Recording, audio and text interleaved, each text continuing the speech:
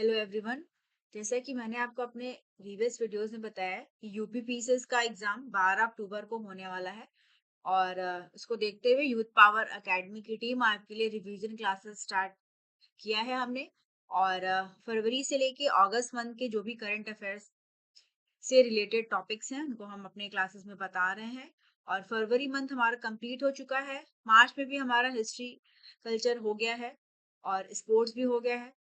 अब आज हम साइंस एंड टेक्नोलॉजी को डिस्कस करेंगे कि साइंस एंड टेक्नोलॉजी से रिलेटेड जो भी इस मंथ में चीजें आई हैं जो आपके एग्जामिनेशन में क्वेश्चंस आ सकते हैं उनको हम डिस्कस करेंगे।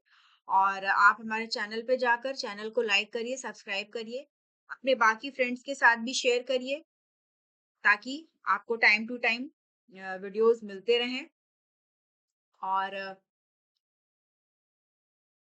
हमारी जो मैगजीन है उसमें एग्जाम की नीड को देखते हुए हमने अपनी फटाफट सीरीज भी चलाई है। तो आप उसे गूगल फॉर्म सबमिट करके आप सारी मैगजीन्स को पा सकते हैं। और उसके लिए आपको यूट्यूब पे एक लिंक प्रोवाइड किया गया है जिसमें जाके आपको उस फॉर्म को फिल करना है। और इसके अलावा हमारा डेली करंट अफेयर्स का भी पीडीएफ रहता है और हमारी मंथली मैगजीन्स भी हैं। मंथली मैगजीन्स में भी फटाफट मैगजीन्स भी हैं जिसमें कि आपको हर टॉपिक का डिटेल वाइज डिस्कशन है। और आपके एग्जाम को ध्यान में रखते हुए जो शॉर्ट फटाफट है वो भी आपके लिए प्रोवाइड की गई हैं। तो चलिए शुरू करते हैं मार्च मंथ का। अगर हम सबसे पहला टॉपिक देखें तो है साइंटिस्ट ने हमारे जीन डिस्कवर किया है जिसका कि नाम दिया गया है DENND1B। और ये जो जीन है इसको इन्होंने लिंक किया है कि ये लेब्राडोर्स और जो इंसान है उनमें ओबेसिटी का ये कारण है। इनकी वजह से जो है वो जो भूख होती है वो प्रॉपर तरीके से जो है वो कंट्रोल नहीं हो पाती है, रेगुलेट नहीं हो पाती है, जिसकी वजह से लोगों में ओबेसिटी होती है।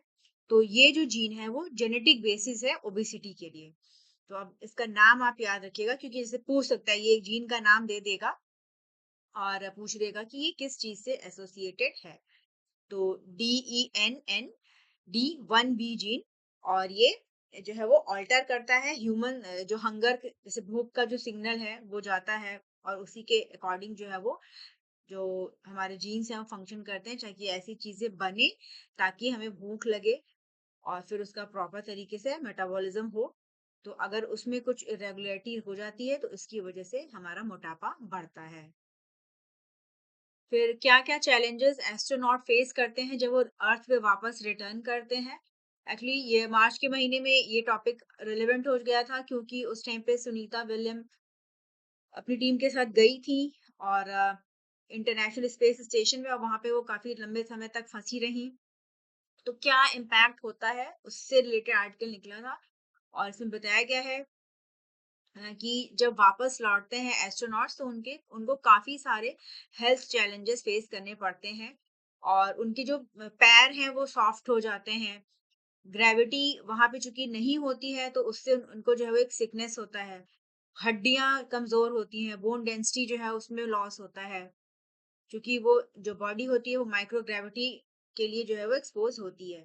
तो ये जो चैलेंजेस जो है वो एस्ट्रोनॉट को देखने पड़ते हैं। और जून के महीने में हमारे एस्ट्रोनॉट शुभांशु शुक्ला ये इनकी टीम के साथ ये लोग आईएसएस गए थे। ये पहले भारतीय बने जो आईएसएस गए और वहां पे 25 जून से लेके फिर 14 जुलाई को ये वापस रिटर्न किए हैं। और तो ये सारी चीजें हैं। और इसमें एक टर्म दिया है ऑर्थोस्टैटिक हाइपोटेंशन। और इसका मतलब है कि ये एक सर्कुलेटरी इशू है जहाँ पे जो ब्लड डिलीवरी होती है हेड को, हार्ट को, फिर उसके बाद दिमाग में, तो उसमें जो है वो दिक्कत आती है ताकि जिसकी वजह से जो ऊपरी शरीर है वो फूल जाता है, उसमें ब्लॉटिंग हो जाती है। तो ये सारे कॉन्सिक्वेंसेस फेस करने पड़ते हैं एस्ट्रोनॉट्स को स्पेस से लौटने के बाद। फिर बाइडू ये एक एआई का चाइना का एक एआई सेक्टर का एक लीडिंग प्लेयर है, एक कंपनी है। और इन्होंने जो है वो 2 नए एआई मॉडल्स बनाए हैं और इनका नाम दिया है ERNIEX-1 और माना जा रहा है कि ये डीप सीक R1 को जो है वो कॉम्पीट करेगा। डीप सीक R1 ये एआई मॉडल जो है वो डीप सीक के द्वारा बनाया गया है और ये इनका राइवल है। तो अब आजकल चूंकि एआई बहुत ज्यादा न्यूज में है, तो एआई की जो चीजें हैं, जैसे अगर आपके एग्जाम में पूछ देता है कि चैट जीपीटी किसका है या जेमिनी किसका है, डीप सीक कौन सी कंट्री का है, किस कंपनी का है, बायदू क्या है, एर्नी नाम, तो ये सब नाम देके और आपसे जो है वो कंपनी का नाम पूछ सकते हैं कि किसके द्वारा ये पर्टिकुलर एआई बनाया गया है। तो ये आपके एग्जामिनेशन में काफी इंपॉर्टेंट रहेगा। फिर नेक्स्ट अगर हम देख लें तो नासा का सोलर मिशन है जिसका कि नाम दिया गया है पंच, और ये लॉन्च हुआ। और ये एक पार्ट है क्योंकि कई जो है वो मिशन जाएंगे, सोलर मिशन में कई चीजें जाएंगी, तो उसका ये पार्ट है। तो अगर आपसे पूछ दे कि पंच क्या है, पंच का मतलब है polarimeter to unify the corona and heliosphere. और ये जो सन है, सूरज का जो कोरोना है और उससे जो रेज निकलती हैं, सोलर फ्लेयर जो होती हैं, उनको स्टडी करने के लिए ये बनाया गया है। और अगर हम इंडिया की बात करें तो इंडिया की तरफ से आदित्य L1 जो है इसको लॉन्च किया गया है। और इसका उद्देश्य है कि ये भी जाके जो सोलर विंड्स हैं, जो सोलर फ्लेयर हैं, उनको जो है वो स्टडी करेगा। क्या क्या इम्पैक्ट पड़ता है सन के कोरोना का, वहां पे जो सोलर एक्टिविटीज होती हैं उनका पूरे स्पेस पे, साथ ही साथ हमारे अर्थ पे क्या क्या इम्पैक्ट पड़ता है, इसकी पूरी जो है वो स्टडी की जा रही है। तो आदित्य L1 इंडिया का है, पंच जो है वो नासा का मिशन है, प्रोबा 3 मिशन ये यूरोपियन स्पेस एजेंसी का है। तो ये जितने भी मिशन हैं ये सन के स्टडी से रिलेटेड हैं। तो आपको एजेंसी का नाम दे देगा और मिशन का नाम दे देगा, और आपको ये भी मैच कराने को पूछ सकता है कि ये किस से रिलेटेड है, तो ये आपको याद रखना होगा।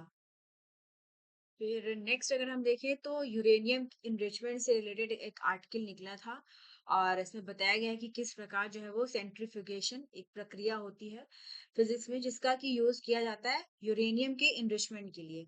यूरेनियम की अगर हम बात करें तो नेचुरली जो है ये U38 पाया जाता है, और ये ज्यादा मात्रा में पाया जाता है। फिर इसका एनरिचमेंट किया जाता है सेंट्रीफ्यूगल फोर्स का यूज करके, सेंट्रीफ्यूज का यूज करके, और उसको जो है वो कन्वर्ट किया जाता है यूरेनियम 235 में। और इसका यूज किया जाता है न्यूक्लियर वेपन्स को बनाने के लिए और न्यूक्लियर पावर को जनरेट करने के लिए। जितना हाईली इनरिच्ड यूरेनियम होता है तो उसी का जो है मैक्सिमम यूज किया जाता है वेपन्स को बनाने में। इसीलिए अगर आप देखेंगे तो टाइम टू टाइम पे जो विवाद होते रहते हैं कि जैसे अभी ईरान का इशू हुआ था कि ईरान जो है अपने न्यूक्लियर फैसिलिटीज में इन्रिचमेंट का काम कर रहा है, और इसकी वजह से इसराइल ने उस पर अटैक भी किया। फिर बाद में यूएस ने भी ईरान के कई सारी साइट्स पे अटैक किया। तो जो यूरेनियम का यूज है वो पावर जनरेशन के लिए तो सही माना जाता है, लेकिन अगर उसका जो कंट्रीज हैं वो वेपन्स को बनाने के लिए इस्तेमाल करें तो उस पे जो है वो ऑल ओवर वर्ल्ड निगरानी रखी जाती है। क्योंकि अगर ज्यादा से ज्यादा न्यूक्लियर बॉम्ब्स होंगे तो उसका वर्ल्ड पे काफी जो है वो प्रभाव पड़ेगा। और हमारी न्यूक्लियर नॉन प्रोलिफरेशन ट्रीटी है जिसका कि उद्देश्य है कि जो एनरिचमेंट टेक्नोलॉजी है उसको लिमिट किया जाए, ताकि जो है वो न्यूक्लियर, अभी जो जो कंट्रीज ऐसी हैं जिनके पास वेपन्स नहीं है वो वेपन ना बना सकें।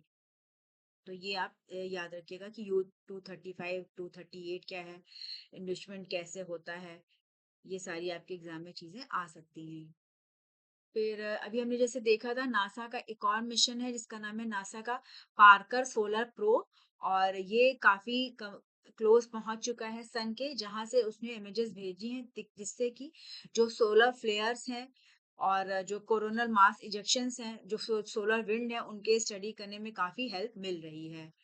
और पार्कर सोलर प्रो ये पार्ट है नासा के living with a star programme इसका, और इसके तहत जो है वो जो सन है उसका जो पूरा सिस्टम है उसको समझने की कोशिश की जा रही है। तो ये पार्कर सोलर प्रोब भी इम्पोर्टेंट रहेगा। साथ ही साथ सोलर करोना क्या है, ये आउटर मोस्ट लेयर है सन के एटमॉस्फेयर का, जिसमें कि काफी हाई टेम्परेचर होता है, और इसमें जो मैग्नेटिक फील्ड्स होती हैं रहती हैं। सोलर फ्लेयर्स हैं, ये सरफेस जो है से जो है वो बहुत तेज़ जो है वो चेंज होता रहता है मैग्नेटिक फील्ड्स का, और उससे काफ़ी एनर्जी निकलती है, पार्टिकल्स निकलते हैं, तो उनको सोलर फ्लेयर कहा जाता है। तो ये सारी चीज़ें आपके एग्ज़ाम में आ सकती हैं। फिर इसरो ने एक बड़ा अचीवमेंट को मिला है, और इन्होंने सेमी क्रायोजेनिक इंजन को डेवलप किया है, और इसका जो है वो सक्सेसफुल उन्होंने टेस्टिंग की, और माना जा रहा है कि इससे जो इनकी पेलोड कैपेसिटी है वो बढ़ेगी। पेलोड कैपेसिटी होती है कि मतलब ज़्यादा से ज़्यादा भारी जो सैटेलाइट होता है उसको ये अर्थ से स्पेस में लॉन्च कर सकते हैं। तो इसके लिए क्योंकि अब हमें हमारा मिशन है कि अर्थ अपने इसरो का मिशन है कि हमें अपने एस्ट्रोनॉट्स को भेजना है, साथ ही साथ वहाँ पे भारत अंतरिक्ष स्टेशन बनाना है। तो अगर हमारे पास ये सारी टेक्नोलॉजी रहेंगी तभी हम आगे सक्सेसफुल हो पाएँगे। तो इसमें इसरो काम कर रहा है, और हमारा ये एम है कि 2035 तक हम जो है वो अपना अंतरिक्ष स्टेशन भी बना लें। साथ ही साथ अगले वर्ष तक यहाँ से एस्ट्रोनॉट्स को भेजने की तैयारी चल रही है। फिर एक आर्टिकल है जिसमें एक टर्म है ज़ीनो ट्रांसप्लांटेशन, तो ये पूछा जा सकता है। इसका एक स्टडी हुआ है जिसमें कि साइंटिस्ट ने पिग का जो लिवर होता है उसको मॉडिफाई करके जीन को, और उसको एक ब्रेन डेड ह्यूमन में ट्रांसप्लांट किया। और चूंकि ह्यूमन ऑर्गन्स की जो है वो कमी होती है ग्लोबली, अगर देखा जाए तो ऑर्गन डोनेशन में काफी कमी होती है।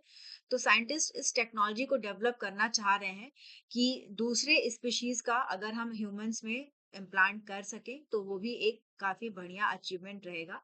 तो जो जीनो ट्रांसप्लांटेशन है आपका, यही है कि किस तरह से लिविंग सेल्स, टिश्यूज और ऑर्गन्स को एक स्पीशीज से दूसरे स्पीशीज में ट्रांसफर किया जा सके, ट्रांसप्लांट किया जा सके।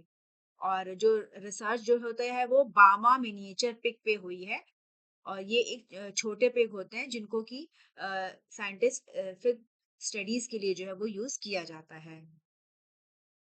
फिर एक स्पेस टेलीस्कोप का नाम इम्पोर्टेंट है, गाया स्पेस टेलीस्कोप, और इसने जो है वो काफी एक डेकेड से जो है ये मैपिंग का काम कर रहा है, जो हमारा मिल्की वे गैलेक्सी है उसका। और ये इसे लॉन्च किया गया है यूरोपियन स्पेस एजेंसी के द्वारा, ताकि जो हमारा मिल्की वे है, आकाश गंगा है, इसका ये 3D मैपिंग जो है वो कर सके। और ये एस्ट्रोनॉमी में एक काफी एम्बिशियस प्रोजेक्ट है, जिससे कि वहाँ का जो पूरा मिल्की वे है उसके स्ट्रक्चर को देखने समझने का जो है वो और बेहतर तरीका जो है वो हो सके। तो ये आप याद रखिएगा कि गाया स्पेस टेलीस्कोप कौन सी स्पेस एजेंसी का है। फिर इंडिया का डीप सी एक्सप्लोरेशन मत्स्य 6000 सबमर्सिबल, और स्पेस में तो जाने की बात हो ही रही है, ताकि हम अब वहां पे भी एक्सप्लोर एक्सप्लोर कर सके। साथ ही साथ डीप ओशन मिशन है इंडिया का, और इसके तहत ये कोशिश है कि नीचे जो है वो समुद्र तल के नीचे भी हम काफी चीजों को एक्सप्लोर कर सके, जान सके कि क्या क्या जो मिनरल्स वगैरह हैं वो वहाँ मौजूद हैं, ताकि उसका जो है वो ह्यूमन के बेनिफिट के लिए इस्तेमाल किया जा सके। तो ये मत्स्य 6000 सबमर्सिबल जो है वो इंडिया का है, और इसमें इंडिया जो है वो अपने डीप जो ओशन मिशन है इसमें फ्रांस की मदद से काम कर रहा है। फिर एक कंपनी है यस, जिसका नाम है यील्ड इंजीनियरिंग सिस्टम, और ये एक ऐसी कंपनी है जो कि स्पेशलाइजेशन है इसका मटेरियल और इंटरफेस इंजीनियरिंग इक्विपमेंट्स बनाने को। तो इन्होंने एक माइलस्टोन अचीव किया है, यहाँ से जो है वो पहला सेमीकंडक्टर टूल जो है वो इसको शिप किया गया है दूसरी कंट्रीज में। तो ये एक काफी इम्पोर्टेंट है कि मतलब भारत की तरफ से, भारत की कोई कंपनी एक ऐसी है जिसने कि एडवांस एप्लीकेशंस को बनाने वाली चीजों को प्रोड्यूस किया है और एक्सपोर्ट किया है। फिर इसरो ने सक्सेसफुली कंप्लीट किया है 1000 आवर लाइफ टेस्ट इसके 300 मिली न्यूटन स्टेशनरी प्लाज्मा थ्रस्टर का, और इसे डेवलप किया गया है ताकि जो सैटेलाइट्स हैं उनका उनके इलेक्ट्रिक प्रोपल्शन सिस्टम के लिए, और इनका उद्देश्य है कि केमिकल प्रोपल्शन को जो है वो कम करके ये जो प्लाज्मा है इसको भेजा जा सके। ये जो है वो काफी इम्पोर्टेंट रहेगा। और तो प्लाज्मा से जो है वो थ्रस्ट जनरेट होगा और जिससे जो हमारा स्पेसक्राफ्ट है वो जा सकेगा। तो ये भी एक काफी इम्पोर्टेंट टेक्नोलॉजी है और इसरो इस पे भी काफी काम कर रहा है। इसके अलावा इसरो ने रोलिंग एक्सपेरिमेंट को भी कंप्लीट किए हैं और ये जो एक्सपेरिमेंट होते हैं वो स्पेस की डॉकिंग प्रक्रिया के लिए काफी इंपॉर्टेंट होता है। डॉकिंग का मतलब होता है कि एक सैटेलाइट को दूसरी सैटेलाइट से जोड़ने का काम, ताकि जैसे कि अब मैंने बताया कि अभी हमारे अंतरिक्ष यात्री गए थे तो यहाँ से जाते हैं स्पेसशिप से और फिर वहां पे इंटरनेशनल स्पेस स्टेशन में जाने के लिए फिर वहां पे डॉकिंग की प्रक्रिया होती है, सैटेलाइट्स को जोड़ा जाता है और फिर जो है वो एक जगह से दूसरी जगह जो है वो जाते हैं। तो ये टेक्नोलॉजी काफी इंपॉर्टेंट है हमारे फ्यूचर मिशन के लिए, जैसे कि हमारा जो आगे आने वाला अंतरिक्ष मिशन है और उसके लिए। तो इन्होंने अपना ये रोलिंग एक्सपेरिमेंट किया है और ये स्पेस मिशन का एक काफी इम्पोर्टेंट पार्ट है।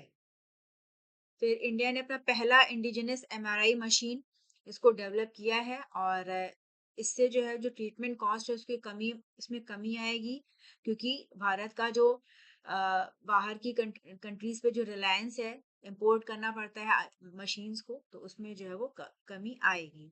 और ये जो मशीन है इसको दिल्ली एम्स में जो है वो ट्रायल के लिए लगाया गया है। तो ये काफी एक अगर हम इंडिजिनस ये सारी चीजें करने लगे तो भारत जो है वो आत्मनिर्भर हो जाएगा। फिर एक इम्पॉर्टेंट आर्टिकल निकला है कि किस प्रकार से स्टार पार्टीज का जो प्रचलन है वो बढ़ रहा है। और स्टार पार्टीज में क्या होता है कि लोग गैदर होते हैं, इकट्ठा होते हैं और जो आकाश में जो घटनाएं होती हैं उनको जो है वो देखते हैं। और इसके लिए जो आइडियल जगहें हैं वो है जैसे कि लद्दाख है, उत्तराखंड है, जो पहाड़ी इलाके हैं वहां पे। और लद्दाख की अगर बात करें तो वहां पे हेनले डार्क स्काई रिजर्व है, जो कि एशिया का पहला डार्क स्काई रिजर्व है और ये लद्दाख में सिचुएटेड है। तो ये एक ग्लोबल नेटवर्क का पार्ट है जहाँ पे लोग जाके और देखते हैं। यहाँ पे चूंकि जो पोल्यूशन है वो काफी कम होता है, तो जो स्पेस है उसको बहुत अच्छे तरीके से जो है वो देखा जा सकता है। तो ये जो पूरा ट्रेंड है एस्ट्रोनॉमी टूरिज्म, ये हाल फिलहाल में काफी बढ़ा है। और ये भी दर्शाता है कि किस प्रकार से एस्ट्रोनॉमी में लोगों का इंटरेस्ट जो है वो बढ़ा है। और चंद्रयान मिशन, मंगलयान मिशन, ये इसरो के काफी सक्सेसफुल मिशन रहे हैं, जिसके बाद से जो लोगों की रुचि है वो और भी ज्यादा बढ़ गई है। तो ये आप याद रखिएगा कि ये स्काई रिजर्व जो है वो कहाँ पे सिचुएटेड है। फिर डीएनए फिंगरप्रिंटिंग से रिलेटेड एक आर्टिकल निकला था और बताया गया है कि कैसे डीएनए जो फिंगरप्रिंटिंग होती है एक बहुत ही पावरफुल बायोलॉजिकल आइडेंटिफिकेशन टूल है और जिससे जो डिफरेंट डिफरेंट केसेस होते हैं उनमें मदद मिलती है, पैटर्नल डिस्प्यूट में मदद मिलती है, किसी प्रकार का जो क्राइम होता है क्राइम सीन से जो है वो डीएनए को प्राप्त करके पता लगाया जाता है कि क्रिमिनल कौन है, किसने जो है वो चीजें की हैं। तो ये काफी एक इम्पॉर्टेंट टेक्नोलॉजी है और डीएनए फिंगर प्रिंटिंग जो है वो कई बार पूछा जा चुका है। और सबसे पहले इसको डेवलप किया था सर एलेक जेफरी ने 1984 में। और उसके बाद से जो फॉरेंसिक साइंस है उसमें एक जो है वो रिवॉल्यूशनरी चेंज जो है वो आया। और डीएनए फिंगरप्रिंट की अगर हम बात करें तो डीएनए का एक यूनिक पैटर्न होता है और इसको हर इंडिविजुअल का एक डिफरेंट होता है, तो उसकी मदद से जो है अगर एक व्यक्ति, दो लोगों का जो है वो जो फिंगरप्रिंट है वो सेम नहीं हो सकता है, तो इसी तरीके से इसको आइडेंटिफाई किया जाता है डिफरेंट जो डिस्प्यूट्स होते हैं उनको सुलझाने में।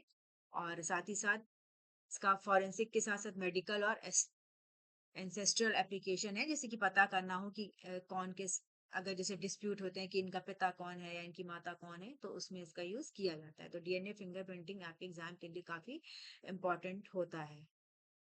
फिर इंडिया का एआई इनिशिएटिव से रिलेटेड एक आर्टिकल निकला है कि किस प्रकार जो भारत है वो अपना फोकस कर रहा है आर्टिफिशियल इंटेलिजेंस के क्षेत्र में। और इसकी कई सारी स्कीम्स हैं, जैसे कि भाषिणी है, अनुवादिनी है, ए AI4 भारत है, सर्वम है, तो ये सब नाम आपके एग्जाम में पूछे जा सकते हैं। और हमारा एक एम है कि इसको जो है एआई को ज्यादा से ज्यादा डेवलप किया जाए और इसके इकोनॉमिक और सोशल बेनिफिट जो है वो अचीव किए जा सकेंगे। तो अब जैसे देख लीजिए भाषिणी, ये जो है वो इसका यूज़ किया जाता है स्पीचेस को ट्रांसलेट करने में। अनुवादिनी, ये जो है वो टेक्स्ट बुक्स को जो है वो ट्रांसलेट करने के लिए इसका प्रयोग किया जाता है। ए एआई फॉर भारत, ये एक आईआईटी मद्रास का इनिशिएटिव है जिसके तहत जो है वो एआई मॉडल्स को और डाटा सेट्स को डेवलप किया गया है। सर्वम एआई, अ, इसका जो है यूज़ जो है वो यूआईडीएआई के द्वारा जो है वो किया जा रहा है। एमवाक, ये ऑडियो वॉइस मॉडल है, इसको जो है वो आईआईटी कानपुर के द्वारा डेवलप किया है। तो जो ये आपके कीवर्ड्स हैं, जो हमारे बैकग्राउंड इंफॉर्मेशन है, इनसे आपके ना सिर्फ करंट अफेयर्स के क्वेश्चंस फंसेंगे और आएंगे एग्जामिनेशन में, बल्कि आपके साइंस टेक्नोलॉजी के भी बाकी जो चीजें हैं वो पूरी कंप्लीट होंगी, स्टैटिक क्वेश्चन से रिलेटेड। तो ये सारे टर्म्स जो है वो आप इसको जरूर याद रखिएगा, क्योंकि ये आपके एग्जाम में काफी इंपॉर्टेंट रहेगा। फिर नेक्स्ट हमारे लिए ये काफ़ी इम्पोर्टेंट रहेगा कि भारत जो है वो अपना खुद का बना रहा है वेब ब्राउज़र, और इसका नाम है उला, और इसको ज़ोहो कॉर्पोरेशन के द्वारा जो है वो बनाया जा रहा है। तो भारत की तरफ से ज़ोहो कॉर्पोरेशन को बोला गया है कि आप ये बनाइए हमारा इंडिजिनस ब्राउजिंग, ताकि हमारी जो साइबर सिक्योरिटी भी रहेगी, और साथ ही साथ जो है वो हम और प्रॉपर जो है वो डेवलप अपनी चीज़ों को कर सकेंगे। तो क्योंकि भारत भी अब चाहता है कि डिजिटल क्षेत्र में भी हमारी एक सॉवरेंटी हो, बाकी जैसे कि अभी हम गूगल का सारा चीज यूज करते हैं, तो कहीं ना कहीं हमारी डिपेंडेंसी है फॉरेन कंट्रीज पे, फॉरेन टेक्नोलॉजीज पे, तो उसको खत्म करने के लिए इसको डेवलप किया जा रहा है। तो ये नाम आप याद रखिएगा। फिर 18 मार्च को नासा की अंतरिक्ष यात्री सुनीता विलियम्स और उनके साथ उनके पार्टनर थे बुच विल्मोर। तो ये लोग काफ़ी लंबे समय तक फँसे रहे, 9 महीने इनको, ये गए थे, उन्हें जल्दी आना था, लेकिन 9 महीने तक इनका पूरा मिशन चला, क्योंकि बोइंग स्टारलाइनर उसमें कुछ दिक्कतें आ गई थी, कुछ टेक्निकल इश्यूज़ आ गए थे। फिर बाद में स्पेस एक्स का ड्रैगन क्रू की मदद से इनको वापस अर्थ पे ले आया गया। तो ये 18 मार्च को ये वापस आई हैं। तो जैसे अभी इसके पहले मैंने बताया था कि किस प्रकार वापस आने के बाद जो एस्ट्रोनॉट्स हैं, उनकी बॉडी पे क्या-क्या इफेक्ट्स जो हैं वो देखने को मिलते हैं। तो ये भी इम्पोर्टेंट रहेगा, और ये कहाँ पे आई, और तो जो ये भी जो है वो आपके लिए काफ़ी इम्पोर्टेंट रहेगा।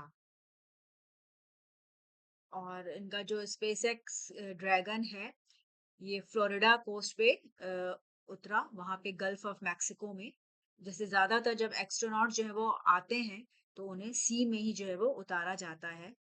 और ये ऐसा इसलिए होता है क्योंकि माना जाता है कि लैंड के कंपैरिजन में जो वाटर में जो लैंडिंग है वो सेफ होती है, और एक पूरा क्लियर एरिया मिलता है। साथ ही साथ जो उनका इम्पैक्ट होता है स्पेसक्राफ्ट में रहने में, उसमें भी जो है वो थोड़ा सा उसको जो इफेक्ट होते हैं उनको कम किया जा सकता है। तो इस प्रकार से ये वापस जो है वो रिटर्न हुई। फिर lunar water ice and temperature study, PRL, ये है फिजिकल रिसर्च लेबोरेटरी, एक ये इंडियन रिसर्च इंस्टीट्यूट है, जो कि इसका फोकस रहता है स्पेस और जो प्लानिटरी साइंसेज है उनमें स्टडी का। तो इन्होंने अपनी स्टडी में पाया है कि जितना हम लोग सोचते हैं कि जो मून है, उसका जो साउथ पोल है, वहां पे जितना पानी हो सकता है उससे ज्यादा ही है। तो इनकी स्टडी में पाया गया कि ज्यादा वहां पे वाटर आइस मौजूद है। और ये एक्सप्लोरेशन का काम इसलिए भी काफी इम्पोर्टेंट हो जाता है, क्योंकि हमें हमें अपने जो मिशंस हैं वो भेजने हैं। और इंडिया का जो चंद्रयान 3 मिशन है, इसका विक्रम लैंडर है, इसने काफी सक्सेसफुली वहां लैंड किया है, और वहां से जो डाटा वगैरह है वो उसको भेजे जा रहे हैं। और कोशिश की जा रही है कि इंसानों को जो है वो वहां पे बसाया जा सके। तो अगर जहाँ पे पानी होगा वहीं पे इंसान जाके रह सकता है। तो इसी क्रम में पूरा जो है वो स्टडी चल रही है। तो फिजिकल रिसर्च लेबोरेटरी, ये सारी चीजें आपके लिए इंपॉर्टेंट हो जाएंगी। साथ ही साथ चंद्रयान 3 मिशन, और जैसे मैंने बताया अभी विक्रम लैंडर, ये सारी चीजें आपके एग्जामिनेशन के लिए काफी इंपॉर्टेंट रहेंगी। और chesty, Chandra's surface thermo physical experiment, ये एक इंस्ट्रूमेंट है जो कि चंद्रमा का जो सरफेस टेम्परेचर है उसको मेजर करने का काम करता है। तो ये सारी चीजें आपके एग्जाम में आ सकती हैं। फिर पाई डे से रिलेटेड एक आर्टिकल निकला है। पाई डे सेलिब्रेट किया जाता है 14 मार्च को, और ये कंसेप्ट है फिजिक्स का। तो ये काफ़ी क्रूशियल है, जो डिफरेंट साइंटिफिक स्टडीज़ होती हैं, साथ ही साथ जो इंजीनियरिंग की स्टडीज़ होती हैं, और इसको यूएस की कांग्रेस ने रिकॉग्नाइज़ किया था 2009 में। लोगों में मैथ के प्रति जो है वो रुचि को बढ़ाने के लिए, साथ ही साथ साइंस में भी रुचि को बढ़ाने के लिए। और पाई की अगर हम बात कर लें, तो ये एक मैथमेटिकल कंसेप्ट है जो कि रिप्रेजेंट करता है कि क्या रेशियो है सर्किल के सरकमफेरेंस का इसके डायमीटर से। और काफी समय से जो है वो इस पे स्टडी किया जा रहा है, और जो एंशियंट सिविलाइजेशन थे जैसे कि इजिप्ट के, बेबीलोन, चाइना, इन्होंने भी पाई के इम्पोर्टेंस को माना है। और जो सिंबल है पाई का, उसको विलियम जोन्स ने इंट्रोड्यूस किया था 1706 को। तो ये काफी इम्पोर्टेंट हो जाता है। फिर भारत के चंद्रयान 5 मिशन को गवर्नमेंट के द्वारा अप्रूव कर दिया गया है, और इसके तहत 250 किलोग्राम का रोवर ये जाएगा और मून के सरफेस को स्टडी करने के लिए। और माना जा रहा है कि जो चंद्रयान 4 है, वो उसका वो रिटर्न हो, उससे जो है वो जो सैंपल्स हैं 2027 तक जो है वापस भेजे जाएंगे। चंद्रयान मिशन जो है वो काफी इम्पोर्टेंट है इंडिया का, और अभी तक जो है वो 3 जो है वो सक्सेसफुली लॉन्च हो चुके हैं। 27 में जो है वो 2027 में चंद्रयान 4 को लॉन्च किया जाएगा। और तो ये आप जो है वो को ये सारी चीजें को याद रखिएगा। फिर स्वेच्छा, ये एक नॉन प्रॉफिट ऑर्गेनाइजेशन है हैदराबाद में, और ये प्रयासरत है तेलुगु का लार्ज लैंग्वेज मॉडल बनाने को। और इससे माना जा रहा है कि जैसे एआई है, वो इस प्रकार से काम करेगा कि बाकी जो भाषाएं हैं उनको ट्रांसलेशन का काम या उनको अंडर समझने का काम जो है वो इस टूल के तहत जो है वो होगा। तो ये तेलुगु एआई मॉडल्स को डेवलप करने में काम कर रहा है। फिर स्पेस एक्स ने लॉन्च किया नासा का स्फीयर एक्स ऑब्जर्वेटरी और पंच सैटेलाइट, और ये स्टडी करेगा कि किस प्रकार गैलेक्सी बनी है, जो भी कॉस्मिक हिस्ट्री है, साथ साथ सोलर एक्टिविटीज का। तो स्फीयर एक्स याद रखिएगा कि ये नासा का स्पेस टेलीस्कोप मिशन है, और इसके तहत जो स्काई में जो इंफ्रारेड है और जो गैलेक्सी फॉर्मेशन है, उसको पूरा स्टडी करने का काम इसके तहत जो है वो किया जा रहा है। फिर भारती एयरटेल ने स्पेसएक्स के स्टारलिंक के साथ जो है पार्टनरशिप किया है, ताकि स्पेसएक्स की जो सैटेलाइट्स हैं उनका यूज जो है वो इंडिया में इंटरनेट सर्विसेज प्रोवाइड करने के लिए किया जाएगा।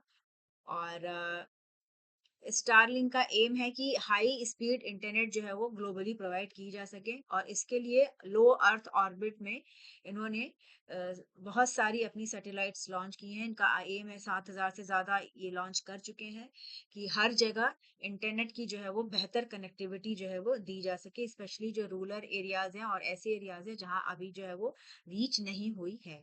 तो अब इंडिया में भी ये आ गए हैं, और भारती एयरटेल, जियो, इनके साथ जो है उनकी पार्टनरशिप हुई है। गवर्नमेंट ने भी अब इनके साथ जो है वो एमओयू साइन कर लिया है। फिर एक नॉन ब्राउनिंग बनानास की बात की गई है।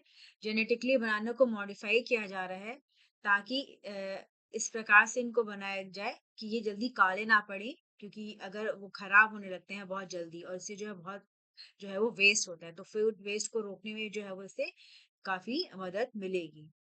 और बनाना की अगर हम बात करें तो बहुत जल्दी ये खराब होते हैं। और एथाइलिन जो है वो एक हार्मोन होता है, जिसकी वजह से जल्द जो है वो पकते हैं फल। और जो बनाना है उसके लिए ये काफी जो है वो नुकसान पहुंचाता है, कि बहुत तेजी से, जैसे अगर आप खरीद के ले आइए, तो आज अगर आप लाएं तो कल तक वो खराब होने का उसका पूरा चांस रहता है। और एक एंजाइम है जिसका नाम है पॉलीफिनॉल ऑक्सीडेज, ये जो है वो बनाना में ब्राउनिंग जो है वो करता है, जब इसको ऑक्सीजन मिलती है तो ये काफी इंपॉर्टेंट हो जाता है। अब आर्कटिक एप्पल्स की बात की गई है, ये भी जेनेटिकली इंजीनियर्ड एप्पल हैं, जो कि भूरे नहीं पड़ते हैं, और इनको ओका नागन स्पेशलिटी फ्रूट्स इनके द्वारा जो है वो डेवलप किया गया है। तो जो भी जेनेटिकली मॉडिफाइड क्रॉप्स हैं उनके नाम भी आपको याद रहने चाहिए कि अब जैसे आर्कटिक एप्पल की बात कही गई तो ये काफी इंपॉर्टेंट हो जाता है आपके एग्जामिनेशन के लिए। फिर गवर्नमेंट ऑफ इंडिया ने एआई कोश प्लेटफॉर्म इसको लॉन्च किया है और ये भारत का जो एआई मिशन है उसका पार्ट है और एआई मिशन की जो पूरी कॉस्ट है वो 10,370 करोड़ बताई गई है और इसमें जो है वो पूरा एक स्ट्रेटेजी बनाई जा रही है कि भारत किस प्रकार से जो एआई के क्षेत्र में ग्लोबल लीडर के तौर पर उभर कर आए और यहाँ पे जो भी नॉन पर्सनल डाटा है जो भी ग्लोबल ट्रेंड है उसके तरह से इसको जो है वो सेव किया जाएगा और ताकि जो इंफॉर्मेशन सिस्टम है वो बेहतर और बन सके।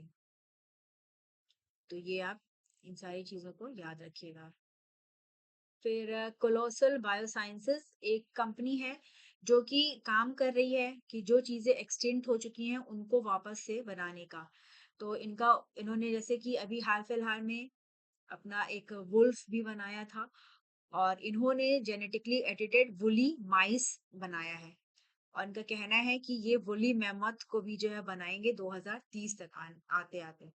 तो जो चीजें एक्सटिंक्ट हो गई हैं उनको वापस से जीवन प्रोवाइड करने की बात की जा रही है कि उनको वापस से जीवित किया जा सके। जैसे आपने देखा है कि डायनासोर की अगर मूवीज आपने देखी होंगी किस प्रकार से साइंस टेक्नोलॉजी का यूज करके और जो डीएनए है उनको रिट्रीव करके और किस प्रकार से फिर डायनासोर्स बनाया गया है। तो वो एक तरह से समझ लीजिए कि ये जो कंपनी है वो इसी पे काम कर रही है और जितनी भी एनिमल स्पीशीज एक्सटिंक्ट हो गई हैं उनको वापस से लाने का काम कर रही है। फिर इसरो की तरफ से second Aditya L1 solar mission data set इसको जो है वो रिलीज किया गया, पब्लिकली अवेलेबल कराया गया है और ये इनके पोर्टल्स ISSDC और प्रदान पोर्टल इन पे जो है वो हैं। और अगर हम आदित्य L1 की बात कर लें तो ये भारत का सोलर मिशन है पहला और ये लैग्रेंज पॉइंट L1 से जो है वो सन को स्टडी कर रहा है। और ISSDC है Indian space science data centre और ये रिस्पॉन्सिबल होता है स्पेस साइंस का जो डाटा होता है उसको डिसिमिनेट करने में। प्रदान की अगर बात करें तो ये पोर्टल है for direct access to space mission data की स्पेस से जो भी डाटा मिल रहा है आप उसको जाके इस पोर्टल पे देख सकते हैं, पढ़ सकते हैं। फिर इंडिया के यूनियन मिनिस्टर ज्योतिरादित्य सिंधिया ने इन्होंने अनाउंस किया मोबाइल वर्ल्ड कांग्रेस बार्सिलोना में कि 2025 में इंडिया में मोबाइल कांग्रेस होगा और ये 8 अक्टूबर से 11 अक्टूबर को होगा। और इसमें टेलीकॉम जो इंडस्ट्री होती है उसमें जो डिफरेंट इनोवेशंस होते हैं जो पॉलिसीज होती हैं उनको जो है वो स्टडी किया जाता है, उन पे बात की जाती है और देखा जाता है कि कितना एडवांसमेंट हुआ है और हमारी कंट्री भी इसमें जो है वो पार्टिसिपेट करती है। फिर फायरफ्लाई एरोस्पेस ये एक प्राइवेट कंपनी है यूएस की और इसका ब्लू घोस्ट मिशन 1 है जो कि मून पे ये भी मतलब सक्सेसफुली इन्होंने चंद्रमा पे लैंडिंग किया है। तो ये प्राइवेट स्पेस एक्सप्लोरेशन के क्षेत्र में देखा जाए तो एक सिग्निफिकेंट माइलस्टोन है और कई सारी प्राइवेट कंपनीज जो है वो काम कर रही हैं। तो अब जैसे अगर हम इसी का बात कर लें फ्लाई स्पेस फायरफ्लाई एरोस्पेस तो इनका जो मिशन है ये ब्लू घोस्ट 1 मिशन और ये नासा के commercial lunar payload services initiative का ही एक पार्ट है। और इसके अलावा स्पेसएक्स की बात करें तो वो काफी सारे डेवलप मतलब इनका है कि हम मार्स पे भी भेजेंगे, मून पे भी भेजेंगे। बहुत सारी जो प्राइवेट कंपनीज हैं वो अब स्पेस के क्षेत्र में अपना योगदान दे रही हैं। तो या नाम आपको पता होना चाहिए अक्सर कि ब्लू घोस्ट मिशन पूछ दे कि किसका है तो ये आपको याद रहना चाहिए। फिर यूक्लिड स्पेस मिशन ये आपका यूरोपियन स्पेस एजेंसी का मिशन है और इसके तहत जो डार्क यूनिवर्स है उसकी ज्योमेट्री को स्टडी करने की बात जो है वो चल रही है। तो इनको जो है वो सक्सेसफुल हुए हैं ये और इन्होंने डिस्कवर किया है आइंस्टीन रिंग गैलेक्सी में और इसको नाम दिया गया है NGC 6505। तो ये जो आइंस्टीन की थ्योरी है थ्योरी ऑफ जनरल रिलेटिविटी उसको जो है वो सपोर्ट करते हैं। और जो यूनिवर्स का किस प्रकार से फैलाव हुआ, क्या डार्क मैटर है, इसको स्टडी करने में इससे मदद मिल रही है। इस मिशन को लॉन्च किया गया था जुलाई 2023 में और इसी में के तहत पूरा जो यूनिवर्स है उसको स्टडी करने का, उसको मैपिंग करने का काम जो है वो चल रहा है। तो ये जो डिस्कवरी है वो काफ़ी सिग्निफिकेंट हो जाती है और इस रिंग का नाम जो है वो पूछा जा सकता है। इसका नाम है अल्टियरी रिंग। फिर चाइना और पाकिस्तान स्पेस के क्षेत्र में भी कोलैबोरेशन कर रहे हैं और पाकिस्तान की कोशिश है कि वो अपने एस्ट्रोनॉट्स को भेजेगा स्पेस में चाइना के त्योंगोंग स्पेस स्टेशन से और इसके लिए इन लोगों ने जो है वो पार्टनरशिप की है। सुपरको सुपारको ये पाकिस्तान का space and upper atmospheric research commission है जो कि स्पेस रिसर्च को पूरा देखने का काम करता है और उसमें ये चाइना की मदद ले रहे हैं। फिर दुनिया के सबसे पुराने मीटेओराइट इम्पैक्ट क्रेटर की डिस्कवरी हुई है ऑस्ट्रेलिया में। वहां पे साइंटिस्ट ने इसकी खोज की है और बताया जा रहा है कि ये 3.5 बिलियन ईयर पुराना है और ये पिलबारा रीजन में इसकी डिस्कवरी हुई है। और जैसे कि जब कोई ऊपर से जैसे मीटेओराइट, एस्टेरॉइड या कॉमेट आके गिरता है तो अर्थ पे जो सरफेस पे वो एक पूरा गड्ढा बना देता है और उसकी वजह से जो है वो चीजें बन और काफी सारी चीजें बन जाती हैं। तो इसी को जो है वो खोज किया है और ये पूरी जियोलॉजिकल हिस्ट्री को समझने में इससे काफी जो है वो मदद मिलेगी। तो ये आप याद रखिएगा कि कहाँ पे इसकी डिस्कवरी हुई है, ये ऑस्ट्रेलिया में खोजा गया है। फिर लास्ट है नेशनल साइंस डे सेलिब्रेशन से रिलेटेड आर्टिकल। हर साल 28 फरवरी को साइंस डे मनाया जाता है और सर सीवी रमन के द्वारा रमन इफेक्ट की खोज की गई थी, तो इसी को सेलिब्रेट करने के लिए ये दिवस मनाया जाता है। और गवर्नमेंट का इंस्पायर मानक स्कीम है और इसके तहत ज्यादा से ज्यादा जो यंग लोग हैं उनको जो है वो साइंटिफिक एक्टिविटीज में जोड़ने का प्रयास किया जा रहा है ताकि जो भारत का साइंटिफिक वर्कफोर्स है उसको बढ़ाया जा सके। तो ये आप याद रखिएगा, ये कई बार पूछा गया है कि साइंस डे जो है वो कब मनाया जाता है, किससे रिलेटेड है। रमन इफेक्ट का मतलब है इसमें देखा जाता है कि जो लाइट है उसकी कैसे जो है वो स्कैटरिंग जो है वो होती है। और तो ये साइंस टेक से रिलेटेड मार्च के सारे इंपॉर्टेंट आर्टिकल्स थे। फिर नेक्स्ट हम बाकी और चीज़ों को डिस्कस करेंगे।